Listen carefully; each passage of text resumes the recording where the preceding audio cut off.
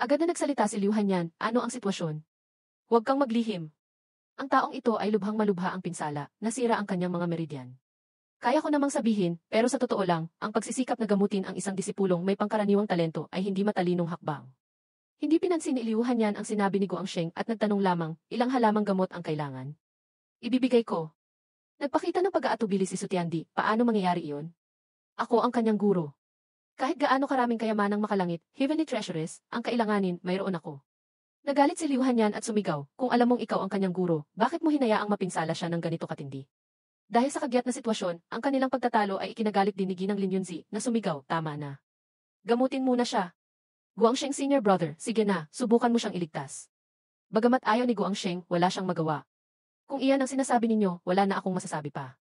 Tayo na, magsimula na tayo. Pagkatapos ng 3 oras na walang tigil na paggamot, nang makitang medyo maayos na si Xiao Yifeng, nagpahayag si Liu Hanyan, sa pangkalahatan, nakakatakot pero hindi mapanganib. Swerte talaga sa pagkakataong ito. Maraming salamat, Guangsheng senior brother.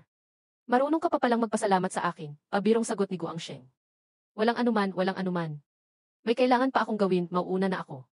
Sa totoo lang, itong si matanda ay palihim na nagmumura, swerte ba ito? Anong klaseng swerte yan? May mga taong gumagastos ng pera na parang basura tulad ninyo.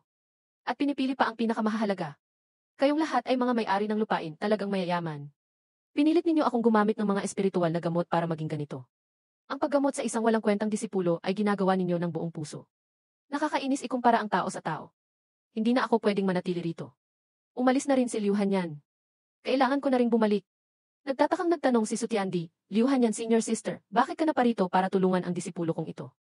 Sumagot si Liu Hanyan, dati siyang tumulong sa akin sa ilang bagay, kaya sa pagkakataong ito, pinrotektahan ko ang kanyang kaligtasan. Si Xiao Yifeng, na nooy nasa kalagitnaan ng pananaginip, ay napadpad sa isang mundo ng ilusyon. Nasaan ako? Nang siya'y nalilito, nakarinig siya ng malakas na sigaw, saklolo. Agad na tumakbo si Xiao Yifeng para tingnan at nakita ang kanyang ikalawang nakatatandang kapatid na tinutusok. Ang tumutusok sa kanya ay walang iba kundi ang mabangis na demonyo sa puso, Heart Demon, ni Xiao Yifeng. Natigilan si Xiao Yifeng at naalala, ito yung panahon na nagkaroon ako ng key deviation, tuhad hindi sa nakaraang buhay. Isa itong panaginip. Biglang, isang malakas na boses ang umalingaw mula sa langit, hayop. Hindi ka pa ba titigil? Xiao Yifeng, nababaliw ka na ba? Pinapatay mo ang iyong mga kapwa-disipulo, at pinatay mo pa si Junior Brother Su. Isa kang lobong may puso ng aso, nangahas kang patayin ang iyong guro. Ang kamalayan ni Xiao Yifeng sa loob ng demonyo sa puso ay sumagot, patayin ang guro. Hindi. Wala akong ginawa. Nangangahas ka pang magdahilan? Ang iyong katawan ay puno ng napakalakas na demonyong enerhiya, maili. Ngayon, papatayin kita para linisin ang sekta para kay Junior Brother Su. Si Xiao Yifeng ay napasigaw sa sakit dahil kontrolado siya ng demonyo sa puso, yumakap sa kanyang ulo. Ngunit ang kanyang kalooban ay hindi makalaban sa masamang sarili nito. Ganap na nitong sinakop ang katawan ni Xiao Yifeng, na may umaapaw na hangaring pumatay, ang mukha'y maitim, at sa isip ay iisa lang ang layunin. Lipulin ang sinumang hahadlang sa kanya. Tumawa siya ng parang baliw, hahaha. Ako nga, ano ngayon? Ngayon, mamamatay kayong lahat. Mula sa itaas, walang awa silang nagpakawala ng hindi mabilang na mga atake ng mahika upang talunin ang demonyong ito. Isang pagsabog ang yumanig sa lupa, hindi alam kung ano ang kinahinatnan. Nakita ni Xiao Yifeng ang eksena sa panaginip at napuno ng hinanakit. Sa nakaraang buhay, ako'y nilamon ng isang nalalabing kaluluwa ng isang demonyong nasa Tribulation Transcendent Stage, Kip B, na pilitang makipamuhay kasama niya. Ang demonyo sa puso na ito ay napakalakas pa rin. Pagkatapos ng atake, sumugod siya at sumigaw, Death Insect, pangkat ng tanong sa langit, iyan lang ba ang kaya ninyo? Pagkatapos ay tumakas siya, na hinabol ng mga tunay na maestro, si Death Dili. Mga Ginoo, huwag kayong mag-atubili. Huwag ninyong pakialaman kung mabuhay man siya o mamatay. Muling nag-isip si Xiao Yifeng. Pagkatapos ng lahat ng mga nagkataong ito, ginulo niya ang aking isipan, nahulog ako sa estado ng kabaliwan, at pinagbintangan pa akong pumatay ng guro. Mukhang siyan, nakipag-ugnayan ka sa akin sa kalahati ng aking buhay. Sa buhay na ito, hinding-hindi kita patatawarin. Isang sigaw ang gumising sa silid. Pagkatapos ng masamang panaginip, nagising si Xiao Yifeng na may tulalang ekspresyon. Narinig ni Miao King ang malakas na sigaw ni Xiao Yifeng at napaluha. Talaga bang hindi mo ako mapapatawad? Phew. Junior brother, nagkamali ako. O kaya, saktan mo ako, hinding-hindi ako lalaban. Hindi. Nanaginip lang ako kanina. Napadaan si Xiaoyu at nagulat. Anong ingay yon? Pagkatapos ay sumigaw siya ng may pagkasindak, Young Master. Young Master Xiao, gising na kayo. Tinanong ni Xiao Yifeng si Miao King, gaano katagal akong natulog? 4 na araw ka ng tulog. 4 na araw. Grebe. Narinig ni Nasutiandi at ng kanyang asawa ang sigaw at dumating na rin. Xiao Yifeng, gising ka na. Kumusta ang kalagayan niya? Agad na bumangon si Xiao Yifeng para bumati, Guro, ginang. Hindi na kailangan yan, dumalaw lang ako para tingnan ka, sabi ng ginang. Munting Feng, salamat sa pagligtas mo kay Miaoking. Kung hindi dahil sa iyo, magsisisi ako habang buhay. Yumuko siya na nagpakita ng kanyang magandang kalooban. Sumagot si Xiao Yifeng, ginang, hindi na po kailangan. Ginawa ko lang po ang responsibilidad ko bilang isang disipulo. Sa panaginip ko kanina, hinahabol pa ako ng sekta dahil sa pagpatay sa guro. Hindi ko inaasahan na paggising ko, ganito pala talaga ang eksena. Sabi ni Sutiandi, asawa ko, ilabas mo muna si Miaoking. Gusto kong makausap si Xiao Yifeng. Dinala ng ina si Miaoking palabas, ngunit ayaw nitong umalis. Bakit po? Gusto ko rin pong manatili. Itay, huwag mo siyang pahirapan. Makinig ka. Ang iyong ama ay gusto lang magpasalamat kay Munting Feng. Hindi mo ba alam na napakamapagmataas ng iyong ama? Kung nandito tayo, hindi siya magiging natural. Nagtanong si Xiao Yifeng, Guro, ano po ang gusto ninyong sabihin? Maingat na nagtanong ang guro, ano ang relasyon mo kay Liu Hanyan Zhenren, tunay na tao? Nagulat din si Xiao Yifeng. Bakit po ninyo na itanong, Guro? Sabi ni Sutiandi, nang malaman ni Liu Hanyan Zhenren na malubha kang nasugatan, sadya siyang pumunta rito at malaki ang naitulong. Sinabi niyang tinulungan mo siya dati, ano ang ibig sabihin noon? Medyo nagulat si Xiao Yifeng. Ano? Sadya siyang pumunta rito. Ah, Guro, sa totoo lang, maliit na bagay lang iyon. Hindi ko inaasahan na naaalala pa niya. Dati ko pong sinabi sa inyo, bago pa makilala ni Senior Liu Hanyan ako, ang aming nayon ay winasak ng mga demonyong lobo. Noong panahong iyon, si Liu Hanyan Zhenren ay nagpanggap na ordinaryong tao. Noong napapalibutan kami ng mga demonyong lobo, tumakbo ako para harangan sila. Umalis na kayo. Hayaan ninyo na sa akin ang mga halimaw na ito, sabi ulit ni Xiao Yifeng. Bilis, umalis na kayo. Kung hindi, huli na ang lahat. Nagpasalamat si Liu Hanyan noon kaya sinabi niya, tinulungan mo ako, kaya ngayon, ako naman ang tutulong sa iyo. Ano ang ibig mong sabihin, binibini? Huwag kang matakot na parang nawala sa sarili. Sa totoo lang, hindi ko alam noon na si Senior ay isang dakilang nilalang. Ang resulta, pagkatapos noon, ako ay iniligtas ni Senior. Naintindihan ni Sutiandi. Ah, ganoon pala. Kahit na mortal ang katawan, mayroon kang pusong handang tumulong sa mundo. Magaling ang iyong ginawa. Natutuwa si Xiao Yifeng. Hahaha. Sobra naman po kayong pumuri, Guro. Mabuti na lang at mayroon akong mga karanasan sa aking asawa sa nakaraang buhay, kaya medyo naipaliwanag ko. Nagbilin ang guro, ngunit sa pagkakataong ito, malaki ang kanyang naitulong. Kung makikita mo siya ulit, siguraduhin mong magpasalamat ka. Makakaasa po kayo, Guro. Ang kabutihang ito ay itatanim ko sa aking puso. Mabuti kung gayon. Magpagaling ka ng mabuti. Hindi na kita gagambalain pa. Opo. Ihahatid ko po kayo, Guro. Si Sutiandi, na mayabang, ay lumabas na hindi nakalimutang kumaway. Nga pala, tungkol kay Miaoking, salamat sa iyo. Naku, itong matandang mayabang na ito. Pagkaalis ng guro, agad na umupo si Xiao Yifeng at nag-isip. Sa pagkakataong ito, malaking utang na loob ang natanggap ko mula kay Liu Hanyan. Mukhang kailangan kong madali ang palakasin ang aking kakayahan sa pakikipaglaban.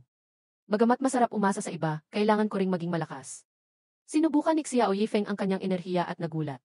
Ang aking cultivation. Ikalimang antas ng pagpipino ng Qi Refining Layer 5. Sakto, ang ikalimang antas ay ang pasukan para magamit ang sining ng pagbagsak ng ulan, Rainfall Art at Death Chitha. May isang lugar na sa wakas ay mapupuntahan ko na. Nang gabing iyon, sa ilalim ng maliwanag na buwan at sariwang hangin, isang maitim na anino ang lumilipad mula sa isang puno, patungo sa isa pa ng may kagalingan. Si Xiao Yifeng pala iyon, nakasuot ng itim na kasuotang ninja, palihim na lumabas. Sa sandaling iyon, nakarating si Xiao Yifeng sa isang bangin. Matapos kumpirmahin ang lokasyon, huminga siya ng malalim, pagkatapos ay tumalon pababa ng bundok na parang ibon. Dito nga. Akala mo'y yayanig ang lupa sa paglapag, ngunit ginamit ni Xiao Yifeng ang sining ng pagbagsak ng ulan upang manatiling matatag sa ere na may mga magaang balahibong lumulutang. Mabuti. Nandito pa rin. Nagsindi ng apoy si Xiao Yifeng sa kanyang kamay at pumasok sa isang lihim na kuweba.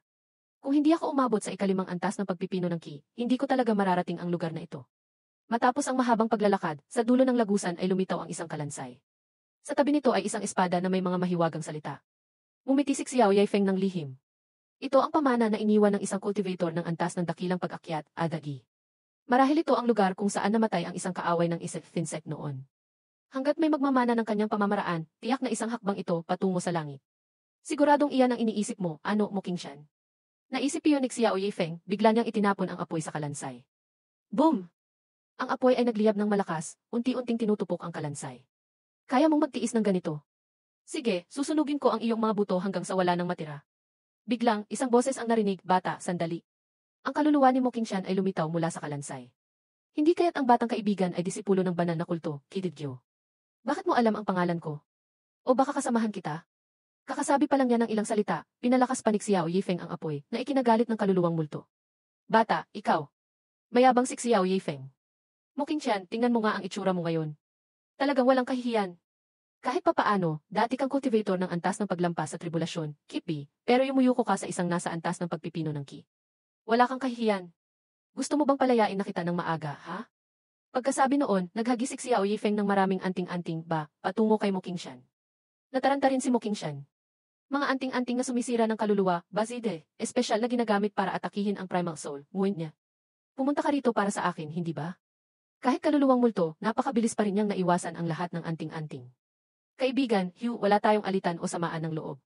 Bakit mo ito ginagawa sa akin? Galit na umatake si Xiao Yifeng. Hindi mo na ako naaalala? Dati tayong magkakilala. Nang makitang hindi maganda ang sitwasyon, nagtangkang tumakas si Muking Tian. Nakakainis. Kung magpapatuloy ito, siguradong mamamatay ako rito. Kailangan kong tumakas. Tumakbo si Muking Tian habang sumisigaw, ang utang ngayon tatandaan ko ito. Kahit sino ka pa, pagbabayarin kita ng mahal sa hinaharap. Ngunit pagdating ni Muking Tian sa bukana ng kuweba, nahuli siya ng pormasyong bagwa na inihanda ni Xiao Yifeng na nagpahirap sa kanya. Nagsasaya si Xiao Yifeng. Ano ang lasa ng pormasyong bagwa na kumukulong sa kaluluwa? Tira Gikikikage. Ito ang mga espesyal na bagay na inihanda ko para sa iyo, Muking Tian. Ngayon, hindi kita patatawarin. Sa nakaraang buhay, muntik na akong matagumpay na masakop, Otda, ng taong ito, na naging dahilan upang magulo ang aking isipan sa kalahati ng sumunod na buhay, laging nasa bingit ng Ki deviation. Nagalit si Muking Tian. Nakakainis. Munting bata ng antas ng pagpipino ng Ki, ayaw mong uminom ng alak na pang-anyaya, gusto mo ng alak na pangparusa. Ngayon, lalamunin kita. Sabi niya at parang baliw na sumugod kay Xiao Yifeng. Sumigaw si Xiao Yifeng, libu-libong espiritual na espada ng pagputol, Zadlin Tigrestin Kim. Ang espada ay marahas na yumanig, at nang marinig ang tawag, lumipad ito diretsyo kay Muking Tian at pinutol ang kanyang kaluluwa ng malinis. Sa sandali ng kanyang pagkawasak, galit pa rin siya. Bakit mo kayang kontrolin ang espada ng pagputol sa immortal, Ki 15? Pagkatapos, ginamit ni Xiao Yifeng ang mga tanikala para igapos siya. Kadena ng puso ng dao, na si Tihi, ng isa Finsec. Ikaw ay taga-Finsec. Mayabang si Xiao Yifeng. Hulaan mo. Hahaha. Nakakainis. Kahit maging abo pa ako, hihilahin kita kasama ko. Nagtangkang pasabugin ni Muking Tian ang kanyang katawan para sabay silang mamatay, ngunit hindi niya inaasahan na magpapaputok si Xiao Yifeng ng isang sinag na tumago sa kanya. Ito ang panusok na naghihiwalay ng kaluluwa, Jesai Dif Giesi, ng banal na kulto ko. Nagpatuloy si Xiao Yifeng sa pag-atake. Sutra ng pusong walang hugis, Hian Fizet King. Kontrolado at pinigilan si Muking Tian. Nataranta si Muking Tian. Sutra ng pusong walang hugis ng monasteryo ng walang hugis, Gianzi. Paano nagiging dalisay ang sariling kalikasan? Paano nagiging ganap? Paano hindi namamatay o ipinapanganak? Paano hindi gumagalaw? Paano nakakalikha ng lahat ng bagay? Nang makitang malapit na siyang mawasak ang kaluluwa, nagsalita siya, sandali. Kaibigan, pakinggan mo muna ang sasabihin ko. Oh, ano pa ang gusto mong sabihin? Kaibigan, marahil ikaw ay mula rin sa isang tanyag na angkan.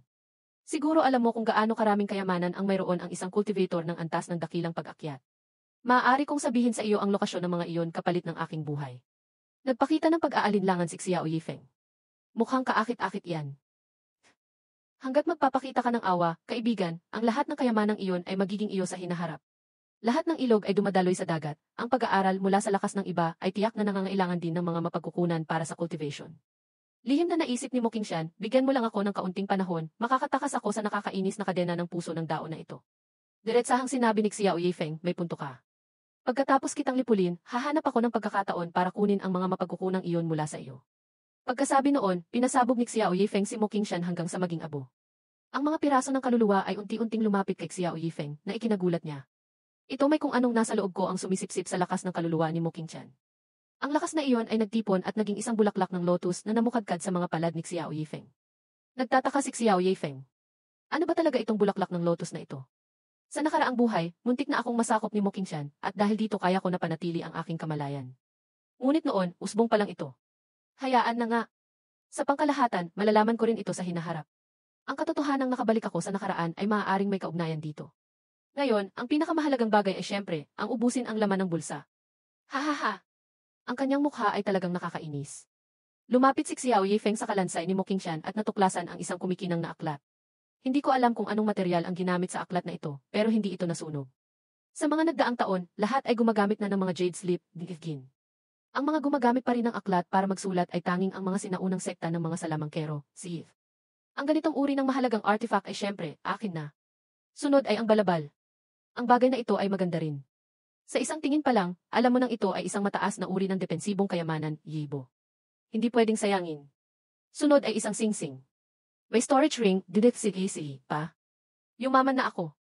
At sa wakas, ang espada ng pagputol sa immortal, Kigastin Kim. Espada ng pagputol sa immortal. Hindi madaling kunin ang espadang ito. Ang espada ng pagputol sa langit, Kigastin Kim, na ito ay isang espadang nagdadala ng kamalasan, isang sandatang isinilang mula sa walang katapusang kamatayan. Napakalakas ng kapangyarihan ng espadang ito, maraming tao na ang nag-away at nagkasakitan para dito. Ang mga taong hirap na nakakuha nito ay halos naubos na ang lakas ng kaluluwa, walang natira kahit isang patak. Ang itsurang multo ni Mo Qingshan ay dahil din sa espadang ito. Nang malaman ito, medyo kinabahan din si Xiao Yifeng. Siguro, sa susunod na lang tayo magkita. Pagkasabi noon, akmang aalis na si Xiao Yifeng nang biglang humabol sa kanya ang espada ng pagputol sa immortal. Naku! Hindi naman siguro ganyan. Biglang, nagsalita ang espada ng pagputol sa immortal, ang bango mo. Pagkatapos ay unti-unting lumitaw ang isang napaka-cute na loli. Ang bango mo. Ang bango ng iyong kaluluwa. Pwede ba kitang kagatin ng isang beses? Pinilit ni Xiao Yifeng na kumalma, ngunit takot na siyang maihi sa pantalon. Paano ako magkakaroon ng sapat para sa iyo ngayon? Tingnan mo, ganito na lang, sumama ka sa akin. Hintayin mong tumaba ako ng kaunti bago mo ako kainin, ano sa tingin mo? Sa loob-loob niya, takot na takot siya. Delikado, delikado. Kapag sinipsip ako ng isang beses na nilalang na ito, baka maubos ako ng tuluyan. Nagtanong ang espada ng pagputol sa immortal, sumama sa iyo. Sinasabi mong kikilalanin mo ako bilang iyong amo. Pero ang hina mo, bakit ako sasama sa iyo? Hindi ba mas maganda kung kainin na lang kita? Ginamit ni Xiao Yifeng ang kanyang kigwapong diskarte, Gihnam-i. Siyempre, may dahilan iyan. Tingnan mo, kahit papaano, mas gwapo naman ako kaysa sa tuyong kalansay na iyon, di ba? Ang espadang ito ay tila na humaling sa gwapo. May punto ka. Sige, desidido na. Sasama muna ako sa iyo. Inaantok na ako ngayon, matutulog muna ako. Malinaw na ha? Sa susunod na magising ako, kailangan mo akong pakainin, ha? Hay. Bumalik sa normal na anyo ang espada. Naisip ni Xiao Yifeng, kailangan pa ring umasa sa gwapong diskarte. Hindi na sayang ang biyaheng ito. Sa loob ng singsing, mayroong daan-daang mataas na kalidad ng mga batong espiritu. Lintititiden-i. Takas na. Sa pagkakataong ito, sapat na ito para sa aking cultivation sa mahabang panahon. Paglipat ng eksena sa malayong nagielong lupain, sa hilagang lungsod ng emperador, Kidedi. Susunod na item sa subasta ay ang Bihitlong Kitides By, Jade Pendant na may disenyong paikot na dragon para sa proteksyon ng katawan. Ang Jade Pendant na ito ay nilikha ng isang nakatatandang nasa antas ng paglampas sa tribulasyon para sa kanyang mga inapo. Hindi kailangan ng espiritual na enerhiya, Lin Efi, para paganahin ito, at kaya nitong palabasin ang lakas ng 3 beses na katumbas ng antas ng kaluluwang nagsisimula, Muin Anhi. Simulang presyo, 500 mataas na kalidad na batong espiritu. Nagbulungan ang mga tao sa paligid. Isang bagay lang naman para sa mga bata yan, pero ang mahal. Nga. Para sa mga eksperto, hindi ito magagamit. Para sa mga bata naman, masyadong magarbo.